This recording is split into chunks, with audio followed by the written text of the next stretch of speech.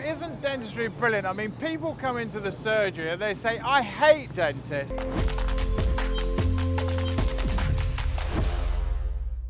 Isn't dentistry brilliant? I mean, people come into the surgery and they say, I hate dentists. And I say, well, how would you feel if you were one? Because I am one, and I get quite offended actually when you say you don't like dentists. I mean, I don't go into an estate agent and say, oh, I hate estate agents. So I don't go and see a lawyer and say, oh, I hate lawyers. But yeah, you seem to think you've got the right to say that you hate dentists. I mean, what is that all about?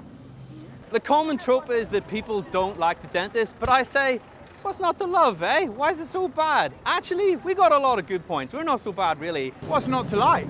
Hey, just take a look around you at one of these events that we run. You're gonna see some smiles and some faces. Who in the heck, in the whole wide world, would not smile unless they're happy? Ask your neighbor right this very second, are you happy? Are you okay? What is with that smile on your face? That's my exact point. Dentists are a lot better than people make us out to be, and we need to remember that. I can't believe that I would do anything else at all apart from maybe be an ice cream taster, because I love ice cream so much.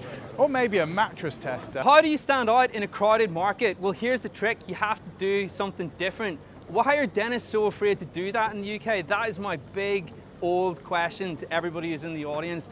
Don't be scared of what makes you different. Lean into it. It's your superpower, what makes you unique, and it's why you're going to succeed. At the beginning of your career, you really don't know where you're going, but you kind of fall into one job after the next. 1 minute you're an associate, next you become a practice owner, and at the end of your career, God, you're looking to sell your practice. And when you've bought a practice, how do you market your services? How are you going to get your patients in order to make it a success? And when you accumulate everything in your business towards the end of your practicing career, what are you actually going to do with it? How do you get out? How much wealth do you need to accumulate? I mean, James, you can tell us a little bit more about this, surely. You put all your money into a pension your whole life, and the next thing you know, you're a millionaire. Right, guys? That's how it works. Unless we do something about it, of course, and get educated on tax, business, and money. This is what we really need to do. We need to think about every single stage of our careers, and this is perhaps what we don't give enough time to. How are we going to start, middle, and end our careers? As a dentist, that's really difficult.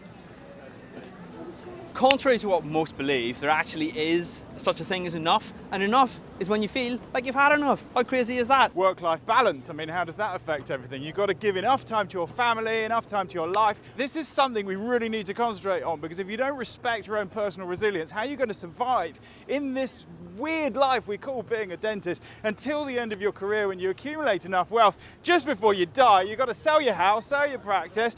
What are you left with? Just a broken down Lamborghini and no one to drive it because your arthritis is so crippling. But here's the thing, guys, you can do something about it. It's called getting educated on business, finance, and money.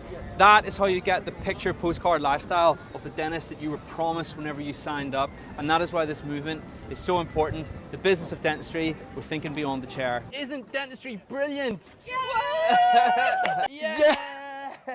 Yeah!